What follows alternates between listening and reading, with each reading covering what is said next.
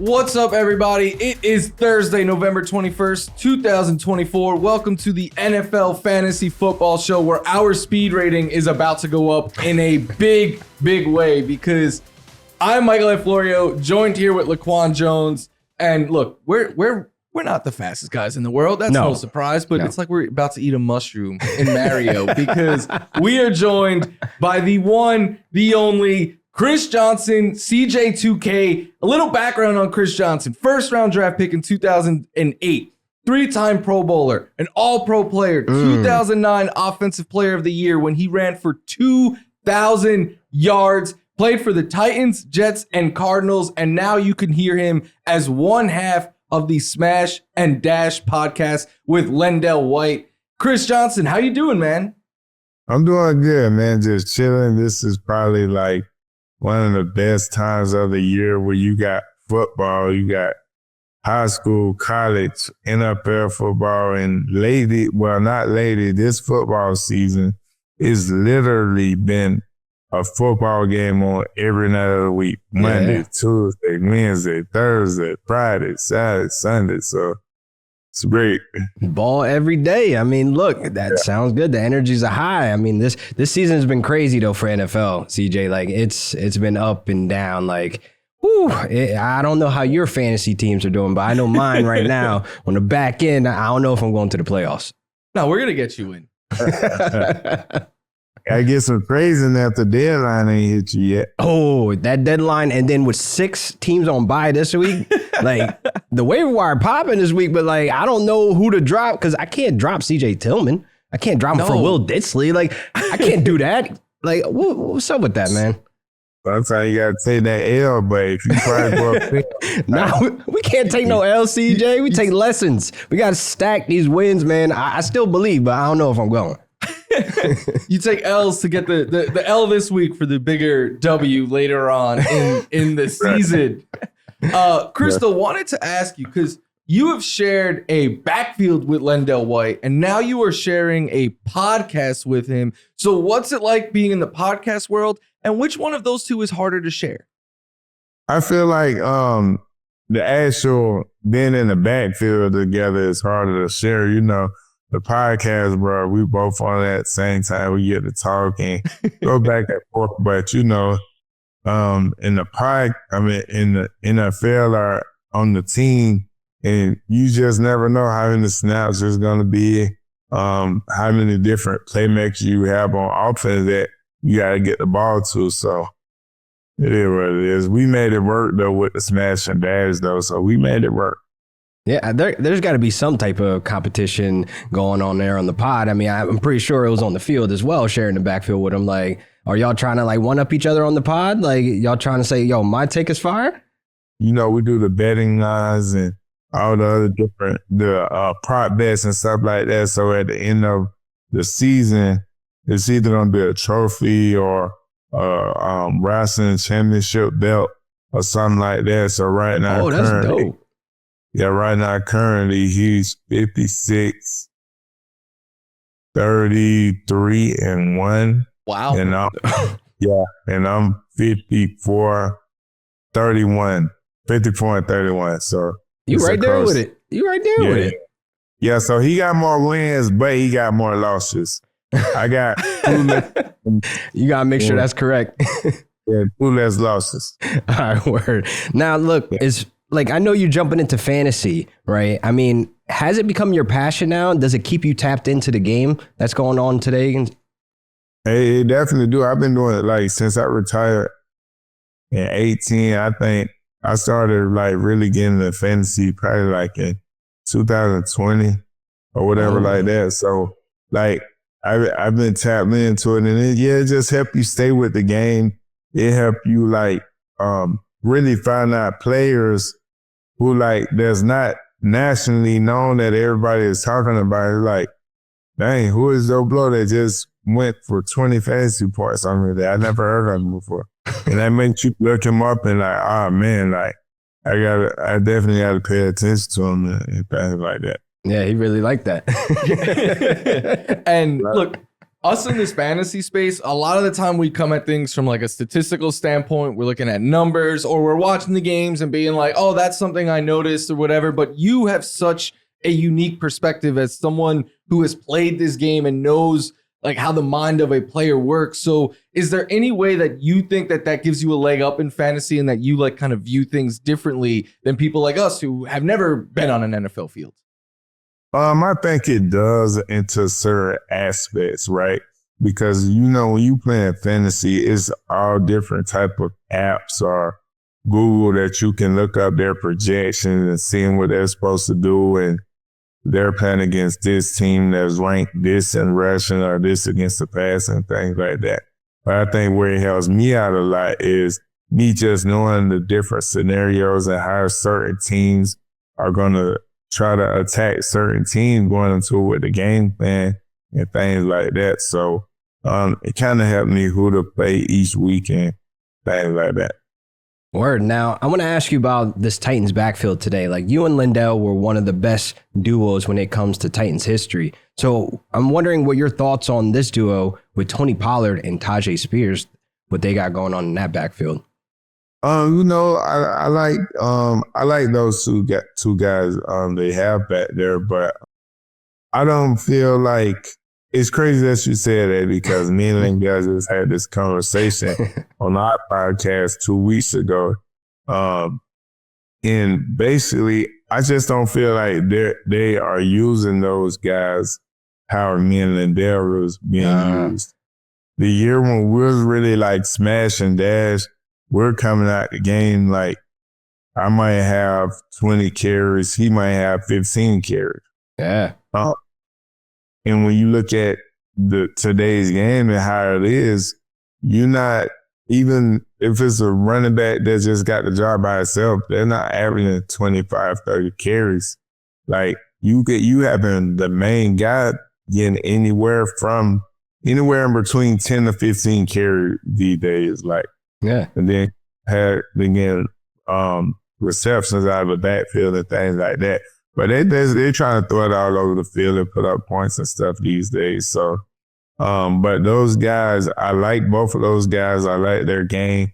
And I think they can be real good for us. But I can't really compare them to us because they're not using them the same way that they use us. Like, it was crazy. Like, back then, you can have me and Lindell on the same fantasy team. Yeah. Because both getting them carries. But Tyler Spears and Tony Pollard, you can't have both of them because there's only one guy going to get majority of the touches and things like that. I wonder, did you draft either one of them this season? On one of my leagues, I got the one that I said that I was losing in. Yeah. Oh, man, you down bad right now on that roster. You talked, though, about how back in the day, you could start both you and Lendell White on the same fantasy team. I would say that right now, there's one backfield like that, and it is the Detroit Lions. When you watch that backfield, like, what are your thoughts? Because they do remind me a lot of Smash and Dash, and that, like, we've seen other backfields like that as well, but they, to me, are the cream of the crop right now and just one of the best duos I would say that I've seen. Where do they fall for you? Man, that duo is a real nice duo. I like both of those guys' game. I love Jahmyr Gibbs' game. But same thing like I was saying with us back in the days. You look up and you see their offense, and Gibbs will have 15 carries and Montgomery will have 15 carries. Or yeah, both of them are getting the volume of touches and they actually doing their thing with it. Like, yeah, I love what they got going on over there. And they definitely are in a smash and dash style. I think their name 2.0, 2.0, but in Detroit. Yeah. Now, I wanted to ask you, what is the advantages as a running back playing with a mobile quarterback like Kyler Murray or Anthony Richardson? Like, what are the advantages there? The advantage really because a lot of the teams are playing, they're running the spread, and you starting to see more NFL teams going to the quarterback in the shotgun.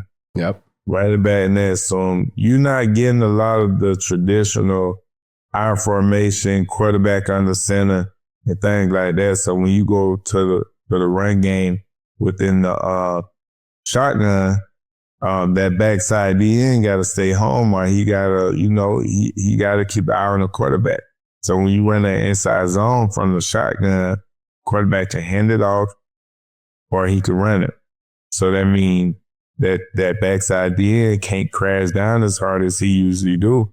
So if he can't crash down like that, then 9 times out of 10, it's going to be an open lane for the running back. So it's just like an extra guy, like a quarterback is like an extra blocker without really having to block anybody.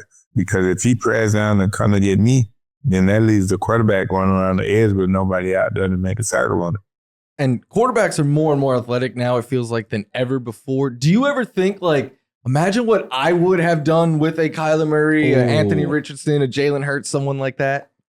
No, I don't have to. I had Vince Young. There you go. There you go. Without Vince Young, a lot of these guys probably wouldn't even be doing it. But I did that with Vince Young. I went for over 2,000 yards, me and Vince. So that tells the story right there.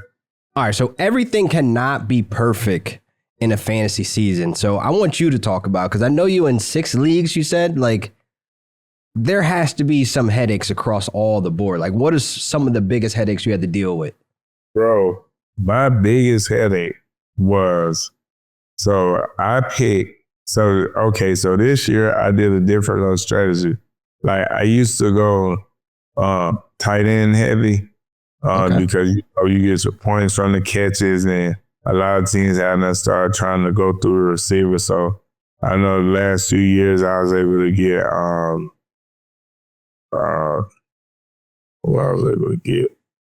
you got from Kittle.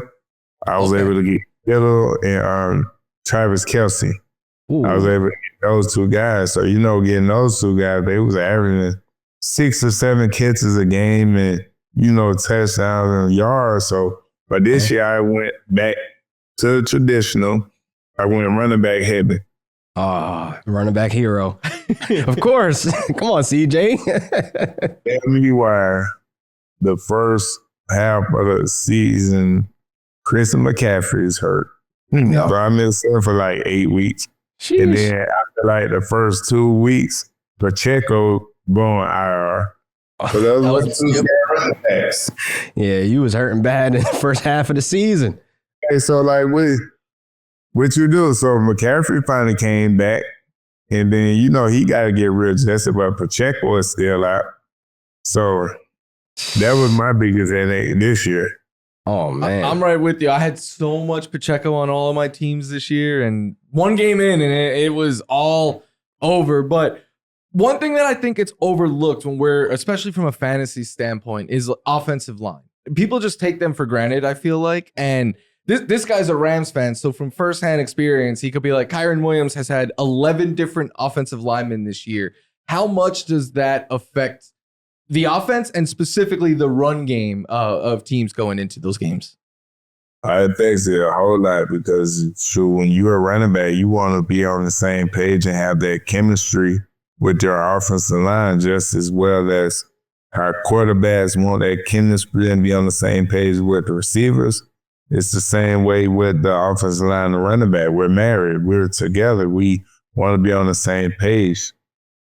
A lot of times when you have your offensive line, they understand the type of running back you are, the type of things that you like to do, the type of cuts you like to make, and you understand running back, how they like to block certain things, how they like to do a lot of things when it comes to the blocking scheme. It's kind of like I said, it's a marriage, it's chemistry, and that helps you be better as running back. It help them. So when you got 11 different guys, and you can never get that chemistry. You can never get on the same page because once you get it rolling, then this guy, you gotta bring this different guy in. So it just make everybody's job that much difficult. Yeah, man. I mean, it's true. I mean, as a Rams fan, like I know what's going on, but in the fantasy streets, they sitting there kicking Kyron Williams back in like it's his fault. Like he's still going out there putting up points. Like he ain't just scoring like 8 games in a row. But that's just me venting right now. But listen, is there any players in fantasy from a fantasy standpoint that caught your eye this season, like an under a radar guy, like a Jordan Mason is somebody, you know, from San Francisco that I was on heavy all summer because like the dude has the talent. He's explosive. Like, was there any young running back this season that caught your eye? Yeah, Jordan Mason was one of those guys. How did you know about him though? Because let's go. It was so crazy when CMC got hurt, right? After that game or whatever, he didn't play or whatever like that. I automatically went to look for the backup running back. I didn't know his name or anything. But when I found out his name and I went to look for him and things like that, people hadn't already drafted him. Hey, I ain't gonna say I set the tone, but hey, you gotta tap in, CJ. Real Deal Fantasy on Twitter, all social media platforms. Oh man, Make sure to get that plug in. Gotta get that plug in. Yeah, but another guy that caught my eye and what's your guy now from Seattle? Zach Charbonnet? No, not Charbonnet. Kenneth Walker? Yeah, Kenneth Walker. Kenneth Walker. He's a dog. Yeah, he was one of those guys that I paid attention to last year, and I'm like, yeah, he's coming into his own, and this year is gonna be a big year for him. So that was one of those guys. He's the dash and the smash and dash duo there. Yes. So we see why he would catch your eye. And look, we know you guys are uber competitive even when you hang it up. So I'm just wondering, we saw Xavier Worthy go out and run a 4.21 40 this year. And as someone who had the record for years, when you saw that, like, what do you feel? Do you start stretching and be like, I want to go again? Or It's so bad to the young pups, man. Respect. And I seen him like, when I seen him run that 40, I'm like, he is moving. Yeah. And then that made me go look at some of his highlights. And I'm like, yeah, he really moving for real like that. Yeah, you couldn't even see his feet when he was running. Like it was like the road runner. Like he really like that. But listen, you got twin boys that's playing ball right now. DB and a wide receiver, I believe. So you seeing their development. Like, do you see your speed in them? My speed, yeah, they got some speed. They got some wheels? Yeah, they probably actually faster than me when I was their age at this point. And that's probably just because, you know, I'm doing the right things with them and having them running track starting early and training them and stuff like that. So that's probably like, y'all want to check them out, you know, their Instagram is twin_juices. Yeah, they gonna be dope. They got a lot of highlights on their page and things like that. So anybody watching or whatever like that, go check them out. Instagram dope or whatever like that. But yeah, they pretty fast. NFL scouts heard faster than me at their age, and their ears perked up immediately. Mike McDaniel over there in Miami, like, huh? Oh, and you what? Yeah. Mike McDaniel gonna be all over that. Yeah. Just once again, Chris Johnson from the Smash and Dash podcast, co-host with Lendell White. You can hear it wherever you get your pods.